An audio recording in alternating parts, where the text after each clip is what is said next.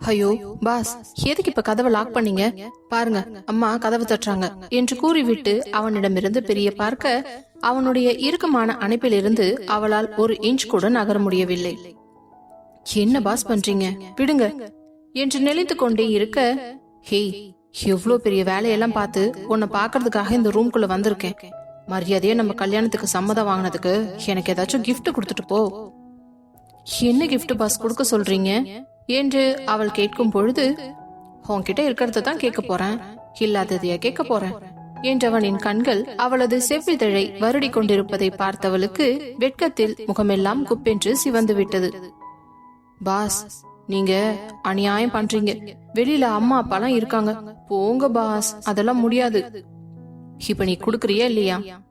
என்னால முடியாது, எனக்கு ரொம்ப வெக்கமா இருக்கு, போங்க பாஸ் என்று அவனை பிடித்து தள்ளிவிட்டு ஓட பார்க்க, பட்டென்று அவளை இழுத்து சுவற்றில் சாய்த்து நிறுத்தியவன் இரண்டு பக்கமும் கையை ஊனி அவளை தப்பிக்க விடாமல் லாக் செய்து அவள் முகத்தருகே தன் முகத்தை நெருக்கமாக கொண்டு சென்று மிகவும் தாபமான ஒரு பார்வையை பார்க்க, அதற்கு பிறகு அவளால் அவனிடமிருந்து தப்பிக்கவே முடியவில்லை.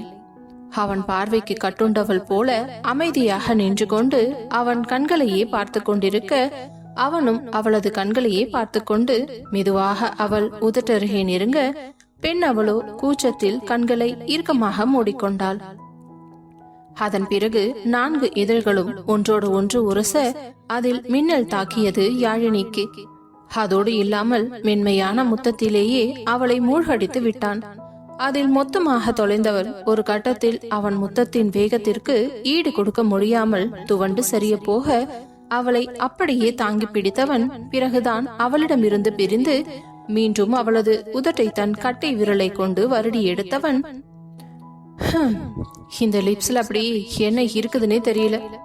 எவ்வளவுதான் உன் லிப்ஸ்ல முத்தம் கொடுத்தாலும் எனக்கு பத்தவே மாட்டேங்குது.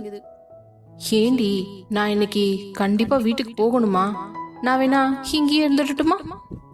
என்ன பாஸ், கல்யாணத்துக்கு முன்னாடி அப்படியெல்லாம் இங்க இருக்க கூடாது. பாக்குறவங்க எல்லாம் தப்பா பேசுவாங்க. சோ ப்ளீஸ் நீங்க கிளம்புங்க என்று அவள் சொல்லிக் கொண்டிருக்கும் பொழுதே படபடவென்று கதவை தட்டும் சத்தம் கேட்டது. யாழினி, சீக்கிரம் தான் வெளியில வா, இன்னும் என்ன பண்ணிக்கிட்டு இருக்க உள்ள என்று அவளது அம்மா கத்திக் கொண்டிருக்க, பாஸ், அம்மா ரொம்ப ரொம்ப கோவமா கத்துறாங்க, நான் போகணும் என்று நகர இருந்தவளின் இடையில் கையை வைத்து அழுத்தி பிடித்தவன், நான் உன்கிட்ட அன்னைக்கு என்ன சொன்னேன்? என்ன சொன்னீங்க? இன்னொரு டைம் என் முன்னாடி தனியா இந்த மாதிரி புடவை கட்டிட்டு வராதுன்னு சொன்னா இல்லையா? எதுக்கு பாஸ்? இதுக்குதான் என்றவன் அவள் இடையை பிடித்து அழுத்தவும் அதில் கூச்சத்தில் நெளிய ஆரம்பித்தவளோ, ஐயோ விடுங்க பாஸ் என்று ஒரு மீனை போல துள்ளி கொண்டிருக்க, மெதுமெதுவாக அவளது இடுப்பிலிருந்து அவனுடைய கைகள் கொஞ்சம் கொஞ்சமாக மேலே ஏற, இதற்கு மேல் அவனை விட்டால் சரிவராது என்று முடிவெடுத்தவள் பட்டென்று அவனை தள்ளிவிட்டு சென்று கதவை வேகமாக திறக்க, அவளது அம்மா அவள் முகத்தையே பார்த்துவிட்டு, இன்னும் என்ன பண்ணிக்கிட்டு இருக்கீங்க? 2 பேரும் வெளியில வாங்க முதல்ல என்றதும் அவள் பாவமாக அர்ஜுனை பார்க்க, அவனோ அங்கு எதுவுமே நடக்காதது போல திமிராக நடந்து வெளியே வந்து, இப்போ என்ன பிரச்சனை? நான் தான் உங்ககிட்ட சொல்லியிருக்கேன்ல, யாழினிய எப்ப வேணாலும் வந்து பாப்பேன்னு.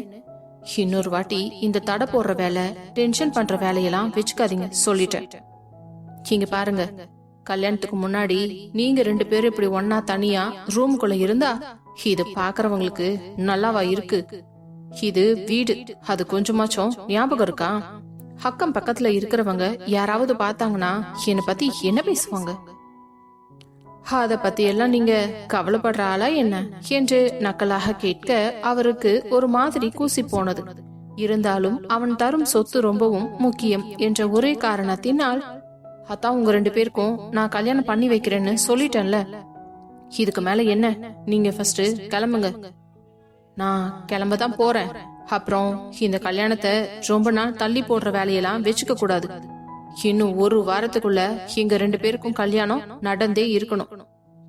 தேவையில்லாம முகூர்த்த நாள நீட்டி வைக்கிறேன்னு ஏதாவது கோக்குமாக்கா யோசிக்காதீங்க, அவ்வளவுதான் சொல்லுவேன் என்றவன் யாழினியை திரும்பி பார்த்து, வட்டுமாடி பொண்டாட்டி என்று அவள் கன்னத்தை தட்டிவிட்டு வேகமாக வெளியே செல்ல, அப்பொழுது வாசலில் இருந்து உள்ளே வந்த யாழினியின் அப்பாவை பார்த்தவன், எல்லாத்தையும் உங்க பொண்டாட்டி கிட்ட சொல்லிட்டேன். சீக்கிரமா கல்யாணத்துக்கு ஏற்பாடு பண்ற வழியை மட்டும் பாருங்க என்று விட்டு சென்றதும் அவருக்கு சந்தோஷம் தாங்க முடியவில்லை. அந்த உற்சாகத்துடனேயே உள்ளே வந்தவர், கமலா, அவர் என்ன சொல்லிட்டு போறாரு? தெளிவாத்தானே சொன்னாரு. ஏன் உங்க காது என்ன செவிடா? அத ஏன் வாயில ஒரு வாட்டி கேட்கணுமா என்றதும் அவருக்கு சந்தோஷம் தாங்க முடியவில்லை. யாழினி அருகே வந்தவர் அவள் தலையில் கையை வைத்து, யாழிமா, எனக்கு ரொம்ப சந்தோஷமா இருக்குதுடாமா. நீ ஆசைப்பட்ட வாழ்க்கை உனக்கு கிடைக்க போகுது. என் பொண்ணு விரும்பியவனையே கல்யாணம் பண்ணிக்க போறா. எனக்கு அது எவ்வளவு சந்தோஷமா இருக்கு தெரியுமா?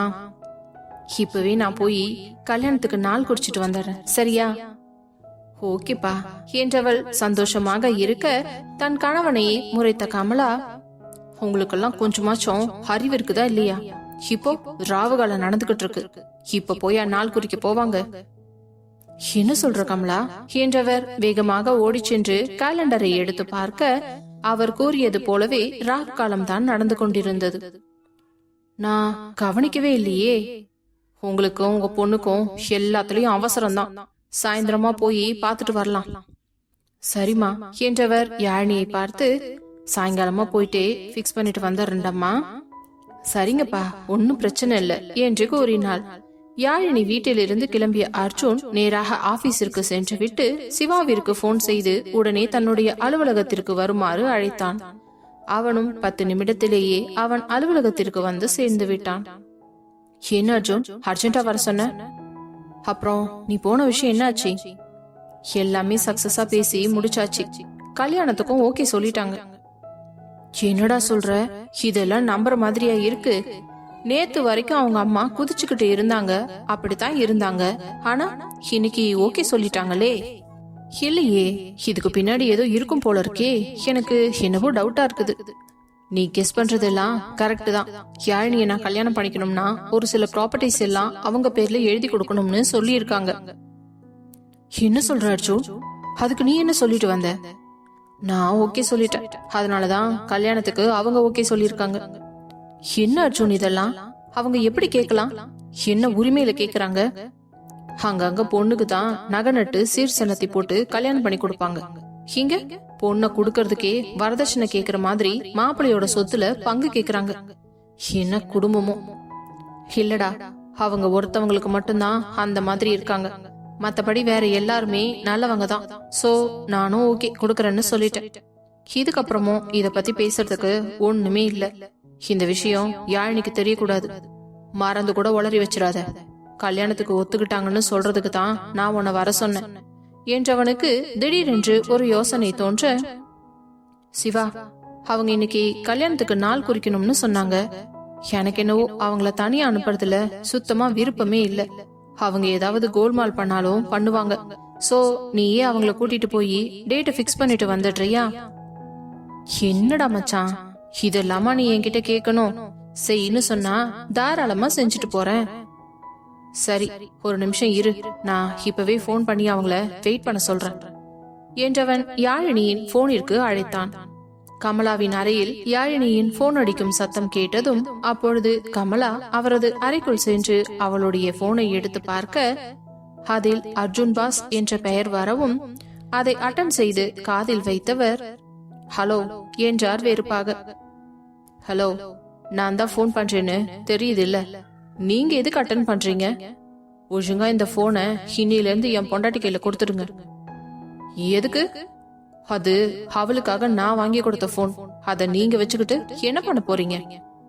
அவளுக்கு நீங்க வேற போன் வாங்கி கொடுத்துக்கோங்க. இந்த போனு என்கிட்டயே இருக்கட்டும் என்றார். அதை கேட்டவனுக்கு மண்டையெல்லாம் சூடானது. இப்ப நீங்களா கொண்டு போய் கொடுத்துட்டா நல்லது. என்கிட்ட தேவையில்லாம வம்பு பண்ணீங்க, அப்புறம் முதலுக்கே மோசமாயிடும் என்று அவன் மிரட்டியதும் வேகமாக போனை கொண்டு வந்து, புடி, உன் போன் இனிமே நீயே வச்சுக்கோ என்று கூறிவிட்டு அவர் வெறுப்பாக நகர்ந்து சென்று சோஃபாவில் அமர்ந்து கொள்ள அர்ஜுன் லைனில் இருப்பதை பார்த்தவள் வேகமாக, ஹலோ பாஸ், யாழினி, இனிமே உன் போன் உன்கிட்டதான் இருக்கும், சரியா? யாருக்காகவும் நீ பயப்பட தேவையில்லை. இனி எனக்கு எப்ப தோணினாலும் நான் உன்கிட்ட பேசுவேன். உனக்கு எப்ப தோணினாலும் நீ என்கிட்ட பேசலாம், ஓகேவா? ஓகே பாஸ், நீ சந்தோஷமா இருக்கியாடி? எஸ் பாஸ், நான் ரொம்ப சந்தோஷமா இருக்கேன். சரி, ஓகே. அப்புறம் உங்க அம்மா நாள் குறிக்க போறேன்னு சொன்னாங்கல்ல, கிளம்பிட்டாங்களா இல்லையா? அது இப்போ ராவுகாலம் நடக்குதான், அதான் ஈவினிங்கா போறேன்னு சொல்லியிருக்காங்க. அப்படியா? சரி, ஓகே. இருந்தாலும் அவங்க மேல எனக்கு நம்பிக்கை வரலடி. நான் இப்படி சொல்றேன்னு நீ எதுவும் தப்பா நினைச்சுக்காத. இட்ஸ் ஓகே பாஸ், சொல்லுங்க. ஈவினிங் சிவா கிட்ட கார் கொடுத்து அனுப்புறேன். அவன் வந்து அவங்க 2 பேரையும் பிக்கப் பண்ணிட்டு ஜோஷியர் கிட்ட கூப்பிட்டு போவான், சரியா? Okay boss. அப்புறம் யாழினி என்று அவன் குரல் கொஞ்சம் கிறக்கமாக வரவும், சொல்லுங்க பாஸ் என்று போனை எடுத்துக்கொண்டு உள்ளே போக இருந்தவளை, எங்க போற போனை தூக்கிட்டு? ஒழுங்கா போனை வச்சுட்டு போய் அடுப்படியில வேலை இருக்குதுன்னு போய் பாரு. இதோ போறேம்மா. பாஸ், எனக்கு கொஞ்சம் வேலை இருக்கு, நான் அப்புறம் கூப்பிடட்டுமா? கவலையே படாதடி, இன்னும் கொஞ்ச நாள் தான், கல்யாணம் மட்டும் முடியட்டும்.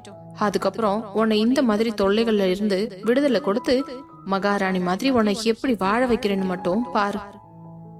எனக்கு நம்பிக்கை இருக்குது பாஸ் என்றவள் அவனுக்கு பாய் சொல்லிவிட்டு போனை வைத்து விட, அவளுடைய அப்பாவோ, என்னம்மா மாப்பிள்ள தம்பி என்ன சொல்றாரு?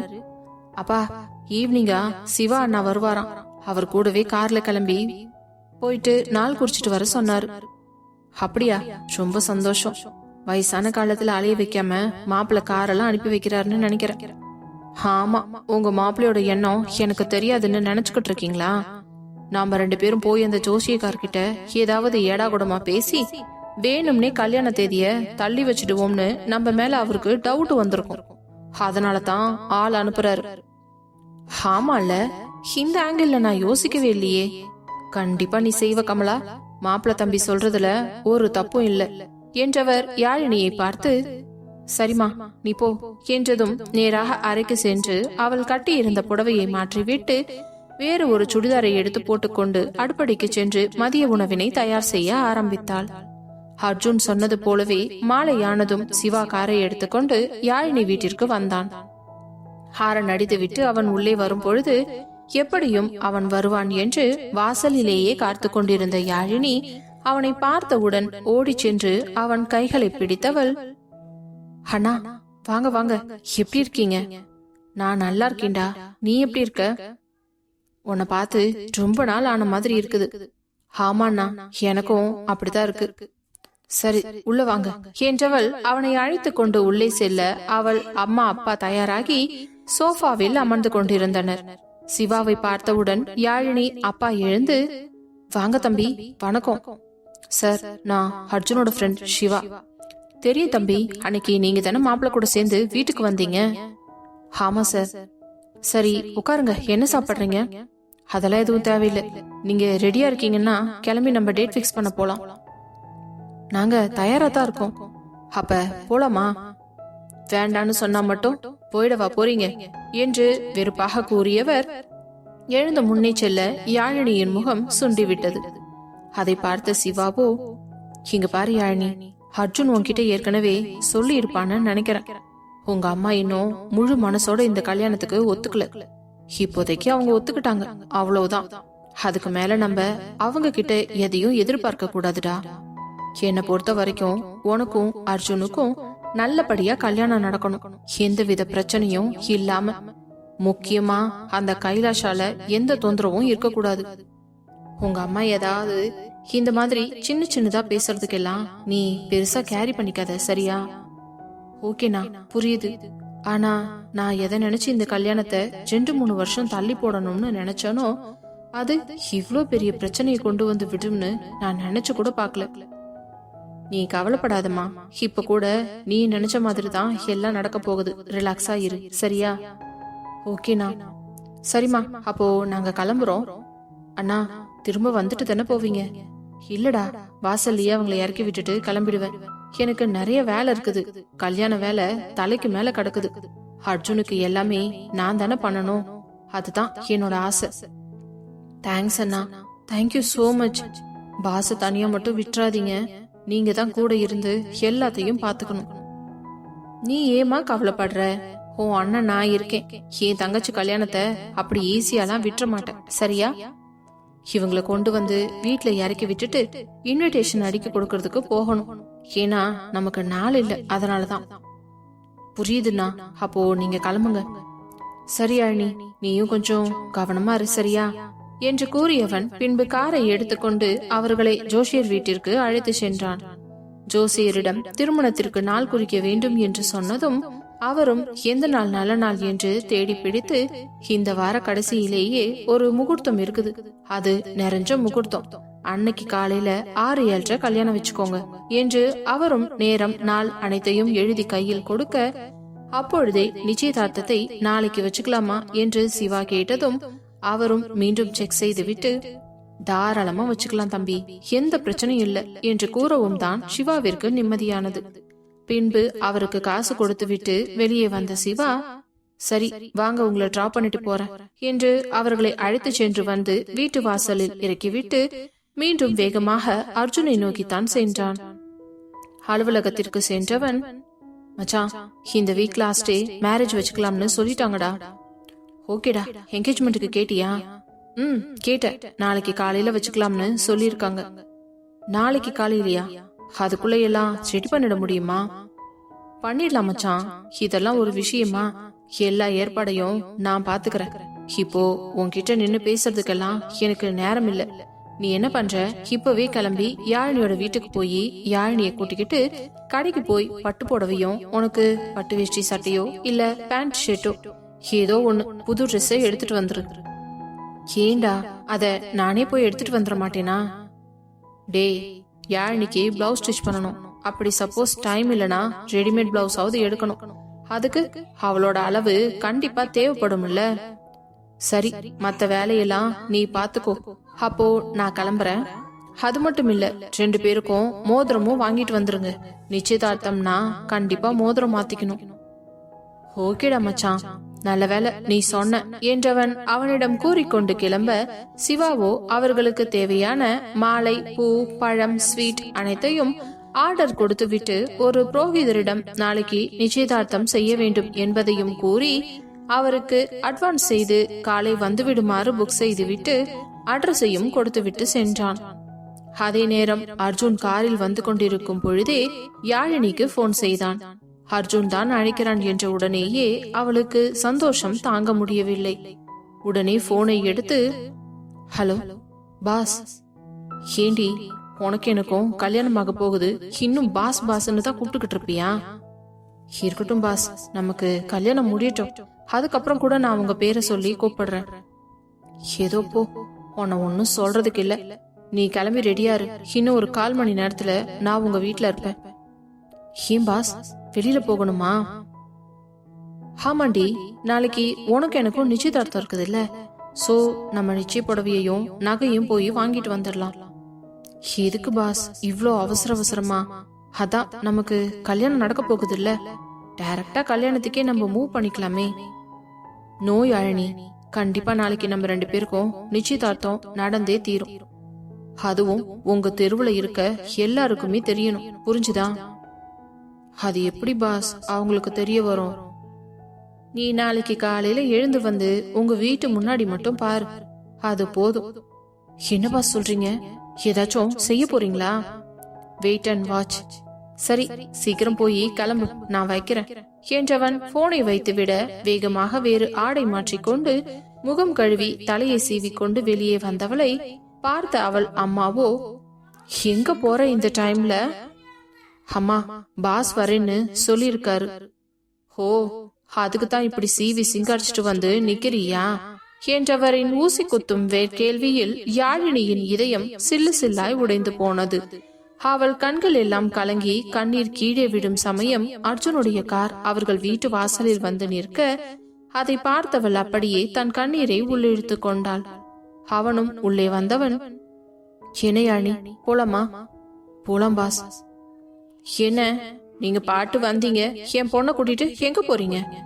நாளைக்கு நிச்சயதார்த்தம் இருக்குது இல்ல, எங்க 2 பேருக்கும் ட்ரெஸ் எடுக்க வேண்டாமா? புடவை தானே, அத நீங்களே எடுத்துட்டு வர வேண்டியது தானே, அதுக்கு எதுக்கு அவளை கூப்பிடுறீங்க? பிளவுஸ் தைக்கிறதுக்கு நான் போய் அளவு கொடுக்க முடியும் என்று கேட்டதும் அவனை எரிப்பது போல முறைத்தவர், சரி சரி, சீக்கிரம் போயிட்டு சீக்கிரம் வா, ரொம்ப லேட் பண்ணாத. ஆமா, ரொம்ப அக்கறைதான் என்றவன் யாழினியின் தோள் மேல் கையை போட்டுக்கொண்டு அவளை அழைத்துச் செல்லவும் அவள் திரும்பி திரும்பி அவள் அம்மாவையே பார்த்து கொண்டு சென்றாள். காரை திறந்து அவளை முன்னால் அமர வைத்தவன் பின்பு டிரைவர் சீட்டில் அமர்ந்து, என்னடி ஏன் உன் முகமே டல்லா இருக்கு? உங்க அம்மா ஏதாவது சொன்னாங்களா? இல்ல பாஸ். என்கிட்ட இந்த பொய் சொல்றதெல்லாம் வச்சுக்காத. நான் வரும்போது கூட நீ அழுகிற மாதிரி தான் இருந்த. என்னை பார்த்துட்டு தானே அழுகையை நிறுத்திட்ட என்றதும் அவள் அமைதியாக இருக்க, சரி இப்போ நம்ம நிச்சயத்துக்கு ட்ரெஸ் எடுக்க போறோம். இந்த டைம்ல நம்ம மத்த எதையுமே பேச வேண்டாம், சரியா? போலாம் பாஸ் என்றதும் அந்த ஊரிலேயே இருக்கும் பெரிய துணி கடைக்கு அவளை அழைத்து சென்றான். அது கடையா இல்லை கடலா என்பது போல அவ்வளவு பறந்து விரிந்து கிடந்தது. அவளை அழைத்து கொண்டு பட்டுப்புடவை செக்ஷனுக்கு சென்றவன் அங்கிருந்த பெண்ணை அழைத்து, இவங்களுக்கு நிச்சயதார்த்தத்துக்கு புடவை எடுக்கணும். உங்க கடையிலேயே பெஸ்டா என்ன சாரி இருக்கோ அந்த சாரீஸ் எல்லாம் காட்டுங்க என்று கூற, எதுக்கு பாஸ் அவ்வளோ காஸ்ட்லியா? நிச்சயதார்த்தம் வீட்டுல தானே பண்ண போறோம். ஒன்னும் பிரச்சனை இல்ல, வீட்டுல பண்ணாலும் சரி மண்டபத்துல பண்ணாலும் சரி, என் பொண்டாட்டியோட புடவை பெஸ்டா தான் இருக்கணும் என்றவன் அங்கிருந்த சேரில் சென்று அமர்ந்து கொள்ள, அந்த கடையில் வேலை செய்யும் பெண்ணோ அவளுக்கு ஒரு சேலையாக மடிப்பு எடுத்து மேலே வைத்து காட்ட காட்ட அவனுக்கு அந்த அளவுக்கு திருப்தியாகவே இல்லை. கடைசியாக ஒரு அரக்கு கலர் பட்டுப்புடவை பார்ப்பதற்கு அவ்வளவு அழகாகவும் கலைநயமாகவும் இருந்தது. அதிலிருந்த வேலைப்பாடுகள் ஒவ்வொன்றும் கண்ணை பறிக்கும் அளவிற்கு இருந்தது. அதை யாழினி மேல் வைத்து காட்ட அவளுடைய கலருக்கு மிகவும் எடுப்பாக இருக்க, வாவ் சூப்பர், இந்த சாரியவே ஃபைனல் பண்ணிடலாம். யாழினி உனக்கு பிடிச்சிருக்காடி? எனக்கு ரொம்ப பிடிச்சிருக்கு பாஸ். எனக்காக சொல்லல, ஏன்னா நீ தான் இந்த சாரிய லைஃப் லாங் காட்ட போற. பாஸ் எனக்கு நிஜமாவே இந்த கலர் பிடிச்சிருக்கு. சரி இத பேக் பண்ணிடுங்க. பிளவுஸ் ஸ்டிச்சிங் உடனே ரெடி பண்ணி கொடுத்துருவீங்களா? சார் என்கேஜ்மெண்ட் பிளவுஸ், சோ அப்படி உடனே பண்ண முடியாது. ஹாரி ஒர்க் எல்லாம் போட்டு பண்ணணும்னா கண்டிப்பா 2 or 3 days ஆகும். வாட்? நாளைக்கு எனக்கு என்கேஜ்மெண்ட், நீங்க என்ன 2-3 நாள் ஆகும்னு சொல்லிக்கிட்டு இருக்கீங்க? சார் அப்படின்னா நீங்க மேடம்க்கு ரெடிமேட் பிளவுஸ் ட்ரை பண்ணலாம். அதுலயே ஆரி ஒர்க் எல்லாம் வச்சு வந்துரும். அப்படியா? சரி ஓகே, அப்போ அதையே அந்த சாரிக்கு மேட்சா இருக்க மாதிரி எடுத்துட்டு வாங்க என்று கூற, அந்த பெண்மணியும் அந்த புடவைக்கு ஏற்ற மாதிரி ஒரு ரெடிமேட் பிளவுஸை கொண்டு வந்து யாழினியின் கையில் கொடுத்து விட்டு, மேம் இந்த சைஸ் உங்களுக்கு ஓகேவான்னு கொஞ்சம் ட்ரையல் பாக்குறீங்களா? ஓகே என்றவள் அதை வாங்கி கொண்டு செல்ல அர்ஜுனும் அவளுடனேயே சென்றான். ட்ரையல் ரூமுக்குள்ளே நுழைந்து கதவை சாத்தும் பொழுது அங்கு வாசலில் நின்று கொண்டிருந்த அர்ஜுனை பார்த்தவள், என்ன பாஸ்? இல்ல நான் வேணா உனக்கு ஹெல்ப்புக்கு வரட்டுமா? அதெல்லாம் ஒண்ணு வேண்டாம், நானே போட்டுக்கிறேன் என்றவள் வேகமாக உள்ளே சென்று அதை போட்டு பார்க்க அவளுக்கு ஃபிட்டிங் கரெக்டாக இருந்தது. பின்பு மீண்டும் வெளியே வந்தவளை பார்த்தவன், என்ன என்று புருவத்தை உயர்த்தி கேட்க, ஃபிட்டிங் கரெக்டா இருக்கு பாஸ். ஓகே டன் என்றவன் அவர்களிடம் கொடுத்து அதை பேக் செய்ய கூறினான். பின்பு அதை பில் செய்து பேக் செய்து வாங்கியவன் அதை யாழினியின் கையில் கொடுத்து விட்டு அவளை அழைத்து கொண்டு மேலே இருக்கும் நகை செக்ஷனுக்கு சென்றான். அங்கு சென்று இருவருக்குமான நிச்சயம் மோதிரத்தை தேடி தேடி பார்த்து டைமண்டில் செலக்ட் செய்தான். ஹேம் பாஸ், கோல்டில் எடுக்கலாம்ல, எதுக்கு டைமண்ட்? என்னடி இது நம்ம நிச்சயதார்த்த மோதிரம், இது எனக்கும் உனக்கும் எவ்வளவு முக்கியம் தெரியுமா? அதனாலதான் டைமண்ட் எடுத்துக்கலாம். சரி பாஸ், உங்க இஷ்டம் என்று கூறவும் பின்பு அமைதியாக இருந்தவன் இருவருக்கும் தங்களது விரல்களுக்கு பொருத்தமான 2 வைர மோதிரத்தையும் வாங்கி கொண்டான். பின்பு தங்க நகை செக்ஷனுக்கு அழைத்து சென்றவன் மேரேஜ் செட்டு என்று ஒரு நகை செட்டையும் அவளுக்காக ஆசையாக வாங்கினான். அதை பார்த்தவள் ஆச்சரியத்தில் கண்களையே விரித்தாள். என்னடி, நாளைக்கு என்கேஜ்மெண்ட்ல நீ இந்த நகையெல்லாம் போட்டுக்கிட்டே தானே பாக்குறதுக்கு எவ்வளவு அழகா இருப்ப தெரியுமா? இந்த மாதிரி எல்லாம் உனக்கு போட்டு பார்க்கணும்னு ஆசையா இருக்குது. ப்ளீஸ் யாழினி, எதுவுமே சொல்லாதடி. ஓகே பாஸ், இருந்தாலும் எனக்கு என்னவோ இதெல்லாம் கொஞ்சம் ஓவரா இருக்க மாதிரி இருக்குது. அப்படியெல்லாம் ஒண்ணும் இல்ல. நாளைக்கு இந்த சாரிய நீ வியர் பண்ணும் போது இந்த ஜுவல்ஸ் எல்லாம் போட்டாதாண்டி நல்லா இருக்கும். இந்த மாதிரி மெமரிஸ் எல்லாம் நமக்கு ரொம்ப ரொம்ப முக்கியம். அதை என்னன்னைக்கும் நம்ம மிஸ் பண்ண கூடாது, புரிஞ்சுதா? என்றவன் அந்த நகை செட்டை வாங்கியே அழகான ஒரு ஜிமிக்கி கம்மலையும் தேர்ந்தெடுத்தான். மொத்தமாக எல்லாத்துக்கும் சேர்த்து பில் போட்டுவிட்டு பொருட்களை கையில் வாங்கி கொண்டு வெளியே வந்தவன் அவளை அழைத்து கொண்டு வந்து அங்கிருந்த காஃபி ஷாப்பிற்குள் நுழைந்தான். பாஸ், இங்க எதுக்கு வந்திருக்கோம்? நம்ம 2 பேரும் இந்த மாதிரி வெளியில வந்து எவ்வளவு நாளாச்சு. ஆபீஸுக்கும் வர்றதில்ல, உன் கூட டைம் ஸ்பெண்ட் பண்ணவே முடியல. எனக்கு எவ்வளவு கஷ்டமா இருந்திருக்கும். இன்னைக்கு ஒரு நாளாவது உன் கூட இருந்துக்கறனே. பாஸ், ஏன் இப்படி எல்லாம் பேசுறீங்க? வேற என்ன பண்ண சொல்ற? திரும்ப இப்ப வீட்டுக்கு கொண்டு போய் விட்டுட்டேன்னா அதோட உன்ன நாளைக்கு தான் பாப்பேன்.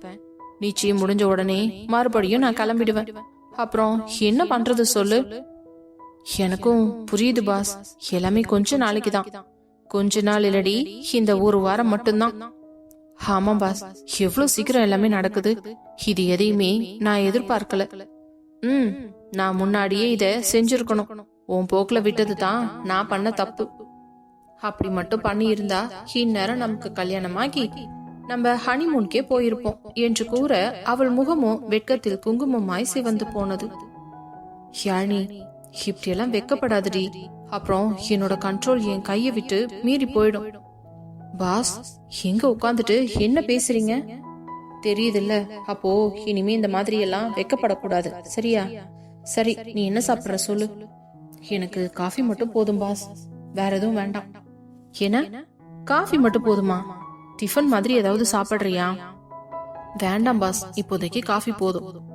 சரி என்றவன் இருவருக்கும் காஃபி ஆர்டர் செய்ய சிறிது நேரத்தில் அதை கொண்டு வந்து கொடுக்கவும் அதை பருகி முடித்தவன், யாழினி, சொல்லுங்க பாஸ். நாளைக்கு காலையில நான் உங்க வீட்டுக்கு வருவேன். நீ இந்த சாரி கட்டிக்கிட்டு அழகா தயாராகி இருக்கணும், சரியா? ஓகே பாஸ், கண்டிப்பா என்றதும் சிவாவிடமிருந்து அவனுக்கு போன் வந்தது. ஒரு நிமிஷம் இரு, சிவா தான் கூப்பிடுறான், என்னன்னு கேட்டுக்கிறேன் என்று கூறிவிட்டு போனை அட்டன் செய்தவன், ஹலோ சிவா. மச்சான், ஹைருக்கு புக் பண்ணிட்டு வந்துட்டேன். நாளைக்கு நிச்சயம் பண்றதுக்கு. அப்புறம் ஃபுட்டுக்கும் ஹோட்டல்ல அரேஞ்ச் பண்ணிட்டேன். அதோட ஃபங்க்ஷனுக்கு தேவையான பூ, பழம், ஸ்வீட் எல்லாமே ஆர்டர் கொடுத்து வாங்கிட்டேன். இன்னும் வேற ஏதாச்சும் இருக்கா மச்சான்? நீ நகை புடவை எல்லாம் வாங்கிட்டியா? நாங்க எல்லாமே வாங்கிட்டு வந்துட்டோம்டா. இப்பதான் ஒரு காஃபி ஷாப்ல உட்கார்ந்துருக்கோம். இன்னும் கொஞ்ச நேரத்துல யாழினி அவங்க வீட்டுல கொண்டு போய் விடணும். ஓகே மச்சான், ஆல்மோஸ்ட் எல்லாமே முடிஞ்சிடுச்சு. நீ யாழினிய வீட்டுல பத்திரமா விட்டுட்டு வீட்டுக்கு வந்து சேரு, சரியா? நான் உனக்காக வீட்டுல காத்திருக்கேன். ஓகேடா மச்சான் என்றவன் போனை வைத்து விட்டு பின்பு அவளை அழைத்து கொண்டு அவளது வீட்டிற்கு சென்று இறக்கிவிட்டு அந்த புடவை நகை அனைத்தையும் உள்ளே கொண்டு வந்து அவள் அம்மா முன்பே அவளிடம் கொடுத்து, யாழினி, எல்லாத்தையும் பத்திரமா வச்சுக்கோ. இது எல்லாமே நீ நாளைக்கு போட்டுக்கணும், சரியா என்று கமலாவை பார்த்து கொண்டே நக்கலாக கூற அவளும், ஓகே பாஸ், கண்டிப்பா, சரி நான் புறப்படுறேன் என்று அவளை அணைத்து அவள் உச்சந்தலையில் ஒரு முத்தமிட்டு விட்டு அங்கிருந்து புறப்பட்டான். இதையெல்லாம் பார்த்து கொண்டிருந்த கமலாவிற்கு வயிறெல்லாம் பற்றி கொண்டு வந்தது. அதே நேரம் அவளது தந்தையோ, என்னம்மா யாழினி, என்ன இவ்ளோ பொருளை வாங்கிட்டு வந்திருக்கீங்க?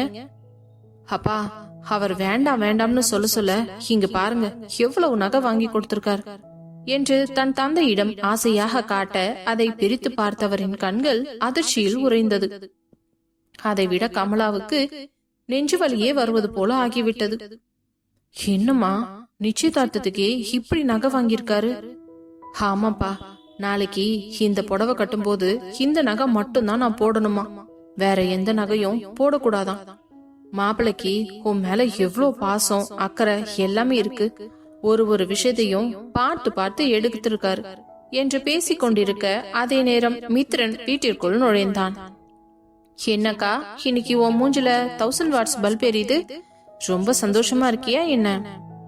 எங்கடா போன இவ்ளோ நேரமா? அக்கா, டியூஷன் முடிஞ்சு எப்பவும் வர டைமுக்கு தானே நான் வந்திருக்கேன். நீ என்ன புதுசா கேக்குற? ஓ, நான் தான் மணி பாக்கலன்னு நினைக்கிறேன். சரி வா என்று அவனை அழைத்து அமர வைக்கவும் அவன் தந்தையின் கையில் இருந்த புடவை நகை அனைத்தையும் பார்த்து வாயை பிளந்தவன், என்னக்கா இது, யாருக்கு இதெல்லாம்? டேய், உங்க அக்காவுக்கு கல்யாணம் ஆக போகுதுடா.